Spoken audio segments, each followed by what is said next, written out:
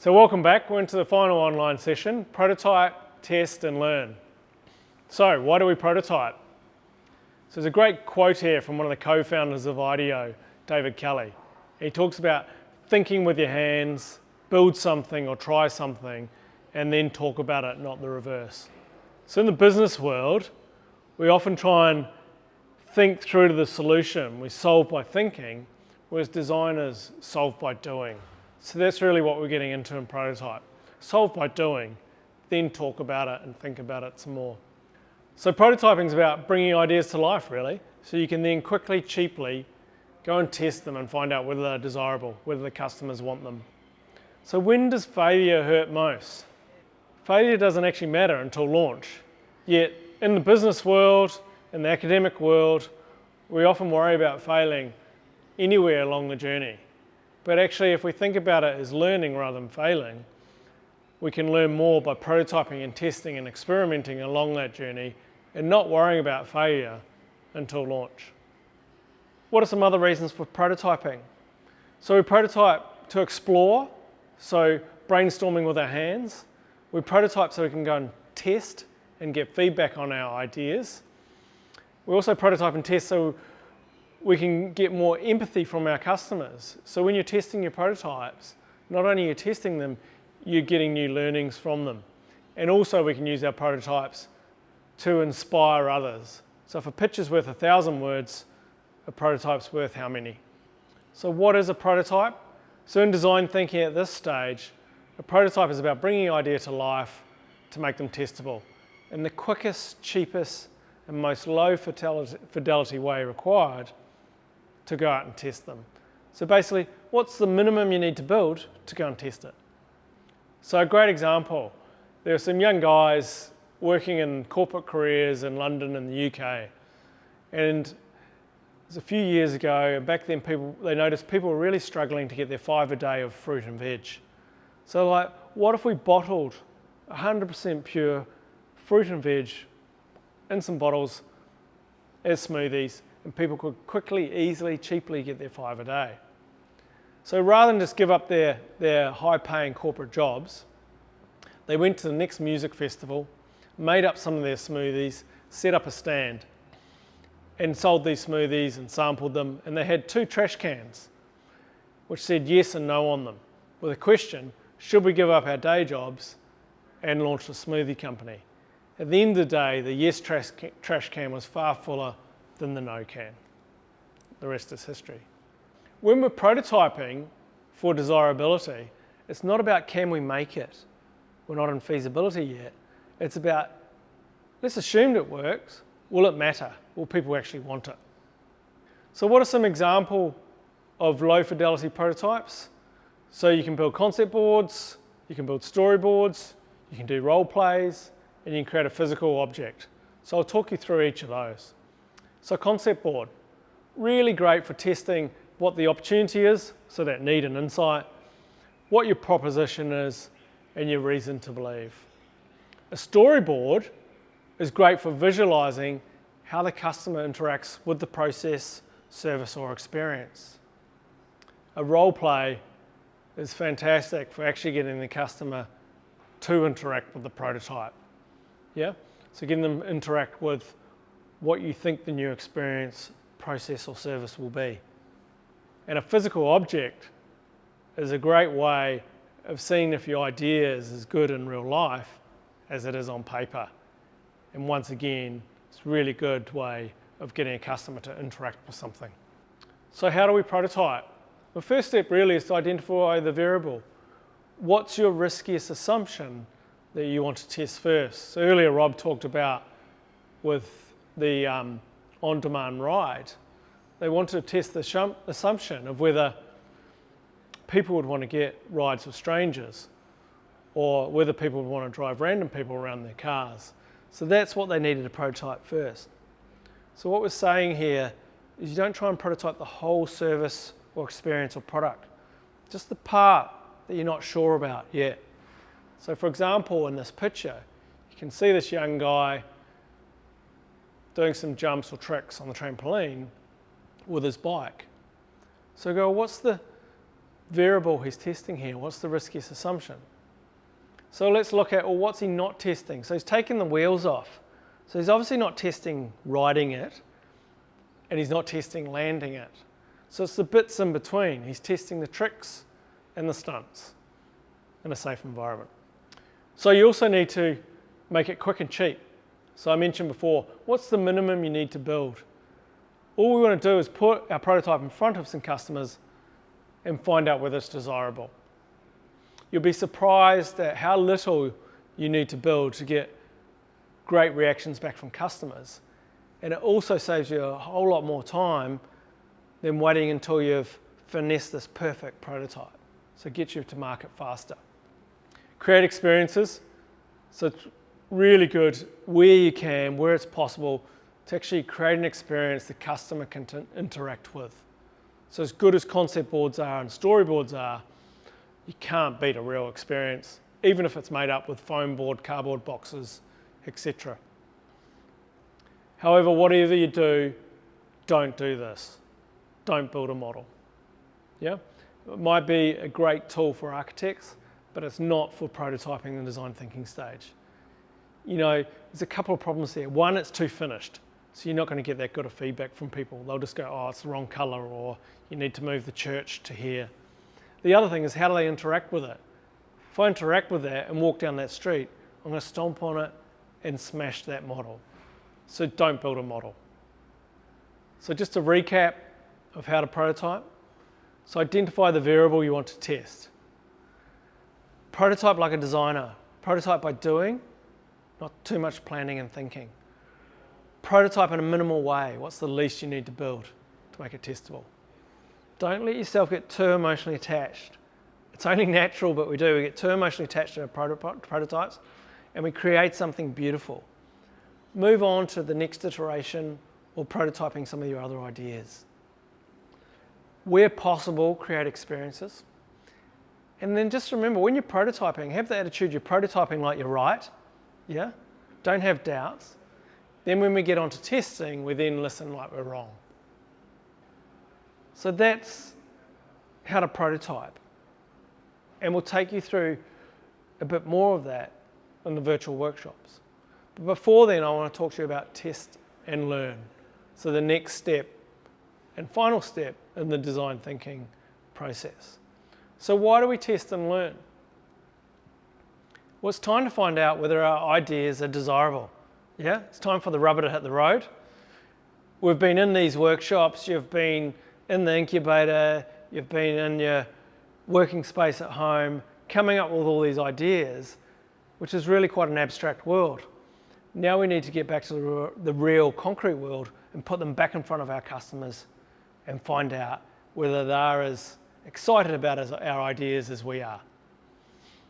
So what is test and learn? It's an iterative process of testing your prototypes with customers, getting feedback, making modifications, and going through that loop again, and sometimes again and again, until you find out it's desirable. Or you need to pivot it, so that's making a substantial change to it, which is killing your idea, going to the nearest bar or cafe, and sharing your learnings with the team. So what we're testing for at this stage is still desirability. We're not testing whether we can make it or make money from it. That comes later on. If you need a reminder, remember it's because the number one reason startups and innovations fail, because they don't have a customer. So first of all, we need to find out if we've got a market for this. A little bit on desirability and usability. So there's a lot of UX designers out there who do test for desirability too. We talk about usability a lot. So desirability is, do people want it? Usability is, does it work for the customer? Is it a great customer experience? Now, it can be a great customer experience, but I don't actually want it. Yeah? So first of all, test for desirability, then move into usability. So looking at types of experiments.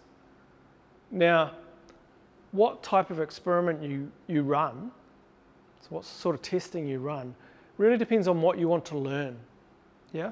So what's our riskiest assumption we're testing and what do we want to learn? But also what's your level of certainty? So as you'll see in this graph, early on uncertainty is high. Yeah?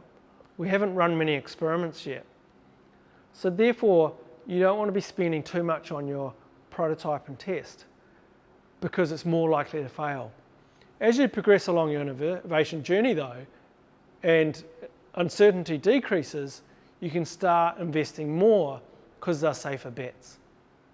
So you'll see here early on, you want to use quick and cheap experiments like focus groups. You might use surveys if you're wanting to get into a bit more of the quantitative data. And then you can start spending a bit more money on landing pages or minimal viable products. So I talked a little bit about designing your test based on what you want to learn and where you are in the journey. A good way to help you plan that is using the test brief. So it's got 6 key elements to it. Step 1, identifying and writing down what you want to learn. Identifying who the target customer is. How many do you need to talk to? What's going to be your success criteria? So what is it if this test is successful? Is it 4 out of 6 people said they'd buy it? The duration of the testing, so the actual time in front of the customer, but also is it over 2 weeks and we're going to be talking to 20 people? What action will you take if it passes or fails? And then define what stimulus you need. So prototype, discussion guides, survey, things like that. When you're running your test, you want to run the test as expediently as possible. Once again, this is about failing or learning fast. Where possible, whether it's been in consultancy or client side or running my own business, I've used specialist researchers. These are experts in qualitative or quantitative research. But I always attend, and all the corporate teams that we work with, even if they're using specialist researchers, we always get the teams to attend. You can't beat seeing it yourself rather than just hearing back in the debrief. However, if you can't afford to use researchers, then using these tips will help you do a far better job than you might or might not have without them. What are some guidelines on testing? So if you're running them yourself, first of all, start with a quick refresh of the top 10 research tips that Rob shared with you in Discover. Also, when you're testing, you want to structure the test. So you want to set the context for the test for the customer coming in, then test the prototype, and then follow up with questions. Where possible and where it makes practical sense, you want to test the prototype in the context in which the customer would usually use your solution. So for example, with some consumer good companies, we've put cereal boxes or soap powder actually on shelves in supermarkets like Woolworths or Coles, and brought the customers in and see how they interacted with and reacted to the new products. You also want to appoint team roles, e.g. who's going to be the moderator who guides the test. Remember, guides it, not leads. And then you'll need some active observers who are going to take notes. And then if you're setting up a role play, you may also need a number of actors who will play roles in the prototype. Now, actors should never be the customer. You need to bring real customers in, otherwise you're only tricking and cheating yourself. When they're going through the experience, get the customer to interact and experience the prototype rather than watch a presentation or demonstration. Okay? And remember, you're not just validating the prototype, but you're trying to uncover why they like it or dislike it. Now, who's this guy here on the slide? That's right. It's Rob's uncle, the salesman, the car salesman. Remember, we're testing here, not pitching. So if you want to think of a continuum, you've got doing a pitch, where you're trying to sell something, do a presentation, where you're sharing some key thoughts or experience or something, and then you've got a test. Yeah? where you want their feedback. So we're aiming for the test, not the presentation where there's some convincing, and definitely not the pitch where you're selling. Remember to listen more than you talk. Actively observe them and don't correct misuse. Rather, learn from their improvisations. You know, I've been in some focus groups, you're sitting behind the one-way mirror, and the senior marketing director from the client has gone out of the room into the research room and corrected the customer's misuse of one of their products and showed how it should be used. You know, trying to convince them to use it this way and buy more. It's so not about that. Remember, prototype like you're right, listen like you're wrong. And then have them talk through the experience and you follow up with open questions. So once again, one of the tips from the discover phase. And when they ask you a question, like, oh, can I get this in a 6-pack? Or is it also available online? Don't answer their question. Answer their question with a question. So you can go, well, how would you like to buy it? Or a little bit more leading, but, or would you like to buy it online? You know, what pack format would you like it in? Would you like it in a 6-pack? Yeah? So get them to answer, so you're always learning. And one big watch out. Be aware of the subtle difference between I like it and I'll use it. So I've seen research groups where they'll go, oh yeah, this is great, this is cool, I love it. You know, maybe a bit like the Segway. Will you use it? Will you buy it? Nah, it's not for me. So always find out whether they'll actually use it and whether they'll buy it. And often we use things called a call to action to do that. And a landing page is a great way to do that, where they've got to actually click on something to go through the landing page. So you can tell they're interested in it a lot further. So while you've been running your test, you've got your observers who've been capturing notes. And you can also regroup as a team afterwards to do this. So we use the feedback map. So you'll see here we've got likes. So what did they like about the prototype? What did they dislike? What are some improves? Some new questions that the prototyping and testing has raised that you'd like to explore in the next test. And some new insights and ideas. So remember, we don't stop empathizing with the customer. And we may even have some new hypotheses or ideas that we want to test. So in terms of your homework to do now, in your teams, what we want you to do is prototype your top 2 ideas, okay? Then run a practice test. So you can just run it on each other, you know, housemates, flatmates, family, whoever, it doesn't matter at this stage. Just so you get a little bit of feedback on more on your testing rather than your prototype. And then iterate how you're going to run your test and your prototype. Then what I want you to do from there is select your one top prototype, which you're then going to test in the next virtual workshop with Rob and I. Okay? So I want you to prepare for that test using the instructions that we've given you. And the test is obviously going to be on Zoom. So that's the finish of prototype, test, and learn. And we look forward to seeing you at the final virtual workshop. Thank you.